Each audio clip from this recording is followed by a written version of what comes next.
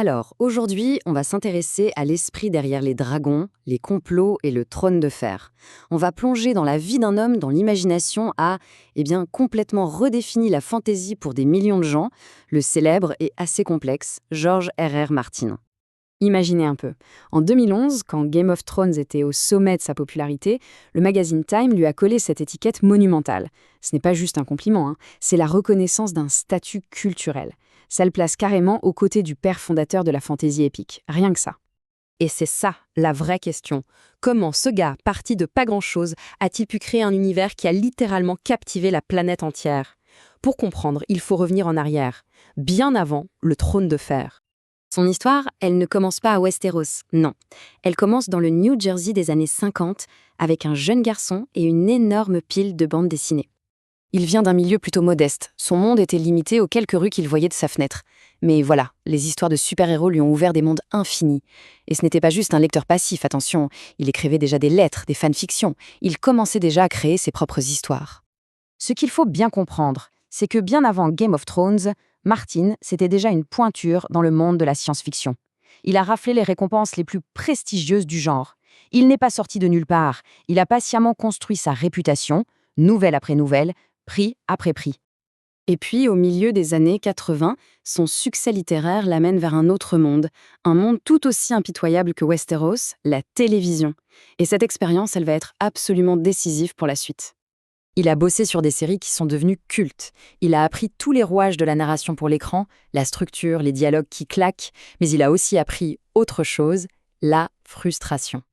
Et voilà le point de bascule. À la télé, un dragon, ça coûte une fortune. Une bataille, elle est limitée par le budget. Un personnage peut disparaître sur la simple décision d'un producteur. Martin en avait marre de voir son imagination bridée. Il rêvait d'une histoire tellement grande, tellement complexe, qu'elle serait impossible à filmer. C'est assez ironique quand on y pense, non? Donc ce désir de liberté créative totale, ça le ramène au roman. Et c'est là, précisément à ce moment-là, que l'une des plus grandes sagas de la pop culture moderne commence à voir le jour. Et là, attention, surprise, son inspiration principale, ce n'est pas Tolkien. Non, non, c'est l'histoire avec un grand H. Plus précisément, la saga Les Rois Maudits de Maurice Druon. Pensez aux intrigues de cour, aux trahisons brutales et aux morts choquantes qui ont marqué l'histoire de France. Martin voulait juste prendre ce réalisme politique super brutal et le transposer dans un monde de fantaisie.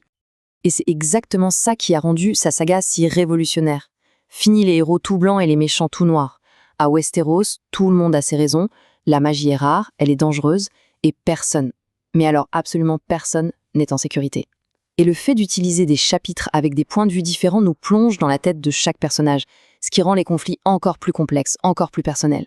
Allez, un petit détail assez fou sur sa façon de travailler. Alors que le monde est hyper connecté, Martin, lui, s'isole sur une machine qui ne fait qu'une seule chose, écrire. Pas d'internet, pas de distraction. Juste lui et son histoire. C'est peut-être ça le secret pour bâtir un monde aussi immense. Mais attention, il ne faut surtout pas croire que Martin sait que le trône de fer. Ce serait une grosse erreur. Son univers créatif est bien plus vaste et il continue de s'étendre. Quand on regarde l'ensemble de son œuvre, c'est assez bluffant. Wild Cards, par exemple, c'est une série de super-héros qu'il édite depuis 1987. C'est un univers partagé qui est presque aussi ancien et complexe que Westeros. Et bien sûr, il y a toutes ses premières œuvres qui ont fait de lui une star de la SF. Et même très récemment, il est allé prouver que son talent pour construire des mondes pouvait aller bien au-delà des livres. Sa collaboration sur le jeu vidéo à succès Elden Ring a été acclamée par tout le monde, lui a valu un autre prix prestigieux et a fini de le consacrer comme une véritable icône de la pop culture. Bon, alors au final, qu'est-ce qu'on retient de tout ça? Quel est l'impact réel et durable de George R.R. Martin sur notre culture? Ce qu'il a vraiment changé, au fond, c'est qu'il a ouvert une porte. Il a montré que le public était prêt pour des histoires plus sombres, plus complexes, plus adultes. Il a prouvé que la fantaisie, ce n'était pas juste des dragons et de la magie, mais que ça pouvait être un miroir super puissant de la nature humaine, avec tout ce qu'elle a de beau et de brutal. Et ça nous amène à la question qui plane sur toute sa carrière aujourd'hui. D'un côté, on a un univers littéraire et télévisuel d'une richesse incroyable, et de l'autre, une promesse qui n'est pas encore tenue. Ce fameux dernier chapitre attendu par des millions de fans. Alors son héritage, ce sera celui du monde incroyable qu'il a bâti ou celui du livre que tout le monde attend toujours? Franchement, seul l'avenir nous le dira.